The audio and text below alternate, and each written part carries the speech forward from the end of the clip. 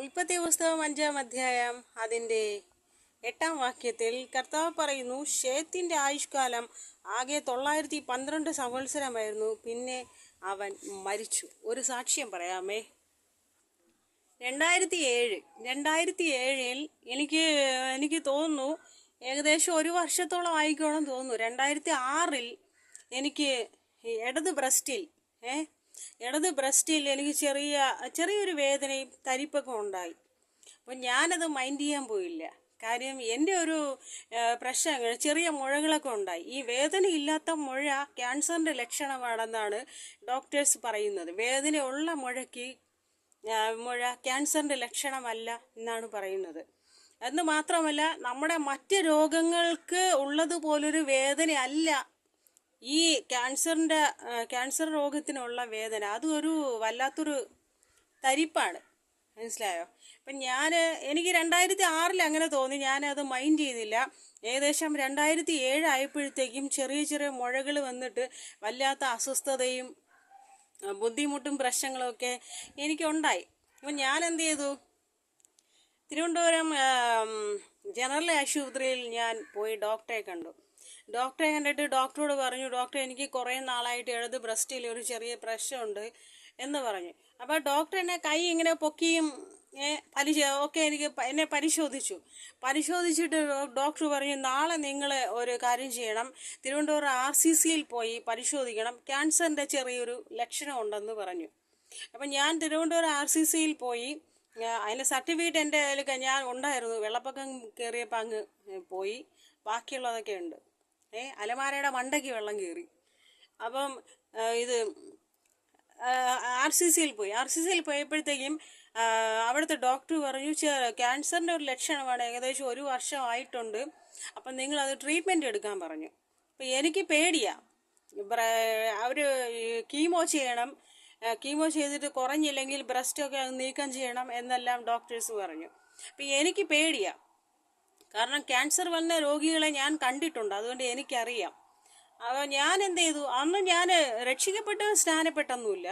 ഞാൻ അന്ന് ചർച്ചിലൊക്കെ പോകും, വല്ലപ്പോഴും ചർച്ചിൽ പോകും, ബൈബിള് വായിക്കും, വീട്ടിൽ ഇരുന്ന് പ്രാർത്ഥിക്കും, അങ്ങനെയുള്ള ഒരു വ്യക്തിയാണ് ഞാൻ. അന്നേരം എന്ത് ചെയ്തു, വീട്ടിൽ വന്നിരുന്നിട്ട് ഞാൻ കർത്താവിനോട് ആ സർട്ടിഫിക്കറ്റ് കാണിച്ചിട്ട് പറഞ്ഞു, പിതാവേ, നീ മനസ്സിലുള്ളവനാണ്, നീ സ്നേഹമാണ്, ദയയാണ്, കരുണയാണെന്ന് പാസ്റ്റ് പറഞ്ഞു. അങ്ങനെയെങ്കിൽ ഞാൻ അങ്ങയോട് ഒരു വിഷയം പറയാം. എനിക്ക് ക്യാൻസർ ആണെന്ന് ഡോക്ടർ സ്ഥിരീകരിച്ചു. അങ്ങ് എൻ്റെ രോഗത്തിന്മേൽ വിടുതൽ തരണമെന്ന് പറഞ്ഞു. അപ്പം 2 രോഗത്തിന്മേൽ വിടുതൽ തന്നിരിക്കും ഓൾറെഡി. എനിക്ക് യൂട്രസിൽ ഓവർലെ മുഴയ്ക്കും തൈറോയിഡിനും കാൽമുട്ടുകൾ തേഞ്ഞു പോയ രോഗത്തിന് ഞാനത് പറഞ്ഞു. അപ്പോൾ കർത്താവ് എന്നോട് പറഞ്ഞു, ശരി, ഞാൻ സൗഖ്യമാക്കാമെന്ന് പറഞ്ഞു. ഞാൻ എന്ത് ചെയ്ത്, എൻ്റെ ഉപവാസം എന്ന് പറയുന്നത് അന്ന് ഇന്നും വെള്ളം പോലും കുടിക്കാത്ത ഉപവാസമാണ്. കർത്താവ് ബൈബിളിൽ പറയുന്നു, 40 രാവും 40 പകലും കർത്താവ് ഉപവസിച്ചു, വെള്ളം പോലും കുടിച്ചില്ല. 40 രാവും പകലും കഴിഞ്ഞ് അവന് വിശന്നത്. അല്ലാതെ നേരം വെളുത്ത് 6 മണിയാകുമ്പോൾ തൊട്ട് വൈകിട്ട് 6 മണി ആകുന്നത് വരെ ഉപവാസത്തിൻ്റെ പേരും പറഞ്ഞ് ചായയും കുടിച്ച് കാപ്പിയും കുടിച്ച് ജ്യൂസും കുടിച്ച് 6 മണിയെന്ന് അടിക്കുമ്പോഴേക്കും ചപ്പാത്തിയും കോഴിക്കറിയും കഴിക്കുന്നതല്ല ഉപവാസം. അത് ഉപവാസമേ അല്ല, അത് കൃപയില്ലാത്തവൻ്റെ ലക്ഷണമാണ്. ഉപവാസം എടുക്കാൻ ഒരു കൃപ വേണം. ആ കൃപയുണ്ടെങ്കിലേ നമുക്ക് ഉപവാസത്തിൽ ആയിരിക്കാൻ പറ്റത്തുള്ളൂ. ഇല്ലെങ്കിൽ അല്ലാത്തവരെല്ലാം ഇങ്ങനെ തന്നെയായിരിക്കും. അപ്പം എൻ്റെ ഉപവാസം എന്ന് പറയുന്നത് കർത്താവിൻ്റെ ഉപവാസമാണ്. ഞാൻ എങ്ങനെ ഉപവാസം എടുത്തു. അപ്പം എനിക്ക് മനസ്സിലായി, ഈ ബ്രസ്റ്റിലെ മുഴയെല്ലാം മാറിപ്പോകുന്നതും ആ വേദന മാറുന്നതൊക്കെ എനിക്ക് മനസ്സിലായി. അപ്പം എൻ്റെ ദൈവം എന്നെ 3 രോഗത്തിൽ നിന്ന് വിടുവിച്ചിരിക്കെ ഞാൻ പിന്നെയും കർത്താവിനെ അവിശ്വസിക്കുന്നത് ശരിയല്ലല്ലോ. ഞാൻ എന്ത് ചെയ്തു, തിരുവനന്തപുരം മെഡിക്കൽ കോളേജിൽ പോയി ഡോക്ടറെ കാണിച്ചു. ഡോക്ടറോട് പറഞ്ഞു, ഞാൻ കീമോ ചെയ്യാനും ട്രീറ്റ്മെൻറ്റ് എടുക്കാനും തയ്യാറാണ്, ഡോക്ടർ ഒരു കാര്യം എന്നെ ചികിത്സിക്കാൻ പറഞ്ഞു. അപ്പോൾ ഡോക്ടർ പറയും, ശരി, നമുക്ക് അതിൻ്റേതായ പ്രൊസീജിയേഴ്സ് എല്ലാം തുടങ്ങാമെന്ന് പറഞ്ഞ് അവർ സ്കാൻ ചെയ്യുകയും എന്തൊക്കെയോ ടെസ്റ്റൊക്കെ ചെയ്യുകയും ചെയ്തു. അപ്പോൾ ടെസ്റ്റ് ചെയ്തിട്ട് ഡോക്ടർ എന്നെ ഒരു നോട്ടം, അല്ല, നിങ്ങൾ ഇവിടെ മുഴയുണ്ട്, വേദനയുണ്ടെന്നല്ലേ പറഞ്ഞേ? ഞാൻ പറഞ്ഞു, അതെ. പക്ഷെ അതൊന്നും ഇപ്പോൾ കാണുന്നില്ല കേട്ടോ, ഒരു ലക്ഷണവും കാണുന്നില്ല. വേറെന്തെങ്കിലും ആയിരിക്കാം. തൽക്കാലം നിങ്ങൾ കുറച്ച് നാൾ നോക്കൂ, അത് കഴിഞ്ഞ് വീണ്ടും ഈ പറഞ്ഞ പോലെ എന്തെങ്കിലും ഉണ്ടാവുകയാണെങ്കിൽ നമുക്ക് ട്രീറ്റ്മെൻറ്റ് ചെയ്യാം. ഇപ്പം അങ്ങനെ ഒരു രോഗമില്ല എന്ന് പറയും. അപ്പം ജനറൽ ഹോസ്പിറ്റലിൽ നിന്നും എനിക്ക് ഡോക്ടർ എന്നോട് പറഞ്ഞതാണ്, ആ സർട്ടിഫിക്കറ്റ് കൊണ്ടാണ് മെഡിക്കൽ കോളേജ് ആശുപത്രി പോയത്.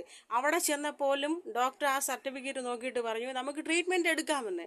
എന്നാൽ ഉപവാസം എടുത്ത് കർത്താവിൽ പ്രാർത്ഥിച്ച് ഉപവാസം എടുത്തിട്ട് ചെന്നപ്പോൾ എനിക്ക് അങ്ങനെ ഒരു രോഗമില്ല. ആമേൻ. ഇപ്പോൾ ഇങ്ങനെ ഒരു സാക്ഷ്യം പറയാൻ കാര്യം, ലോകത്ത് ക്യാൻസർ രോഗത്താൽ ഭാരപ്പെട്ട് ജീവിക്കുന്ന ഒത്തിരി പേരുണ്ട്. വീടുകളിൽ പറഞ്ഞു വിട്ടവരുണ്ട്, ഹോസ്പിറ്റലിലായിരിക്കുന്നവരുണ്ട്, ഇനി സമയമില്ല, ആയുസില്ല എന്ന് പറഞ്ഞവരുണ്ട്. നിങ്ങൾ കർത്താവിനോട് പ്രാർത്ഥിക്കൂ. നിങ്ങളുടെ രോഗത്തിന്മേൽ കർത്താവ് എന്നേക്കുമായി ഒരു വിടുതൽ നൽകി അനുഗ്രഹിക്കും.